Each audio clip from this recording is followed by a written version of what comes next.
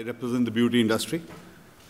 We've all seen the size of the beauty industry, which is growing massively. Very, very simple thoughts on the beauty industry. Thanks to all the ladies here. Recession-proof. There is we all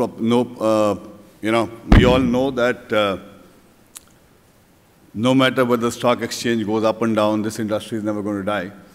So when I came back to India, I used to live overseas. I used to work for another company earlier. I came back about 12, 13 months ago. And I was given the responsibility of heading close to about 50-odd beauty schools and academies, as we call them, where we pass out close to about 10,000 students who make a career in this industry. So the gentleman or the girl who does your facial or blow dries your hair or gives you a massage is possibly a pass out from one of our schools. I mean, I'm not here to promote my schools, but since we are the largest footprint across India. What I see here is this industry has been booming for us. We've close to 10,000, 12,000 students graduate every year. And the best thing about it is that jobs are plenty. Thankfully to all the salons and the beauty operators and the spa industry, which is booming. On campus, each student gets almost about 1.5 to 2 jobs, which is very, very encouraging, considering the fact that Mr. Dilip just spoke about the fact that 3,300 MBA colleges, and I wonder where that talent is going. Versus an industry like ours, which is really, really employing a lot of large number of graduates. Obviously, we have a lot of challenges ahead. The government of India, we work very closely with the government of India, not only in improving the quality of education as far as the beauty industry is concerned. A lot of regulatory work that we are initiating. It's a slow burn. It takes its own time. But yes, we should be getting there. We will also try to work with NCSD here and NSDC here in our relationships and explore whatever possibilities are there. Because I see this industry to be a great employer. And unfortunately, there is still a bit of a social stigma which is attached to this industry. How many of us sitting in the audience would like our son or daughter to be a barber, very simply, very, very crudely putting it.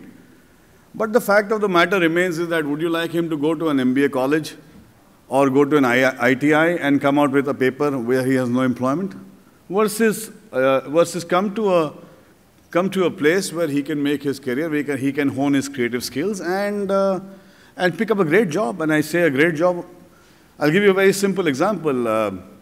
The average fees for a 12-month program in our schools is about 10,000 rupees a month. And on campus, I can go on record in front of this audience and tell you that starting jobs are at 10,000 minimum.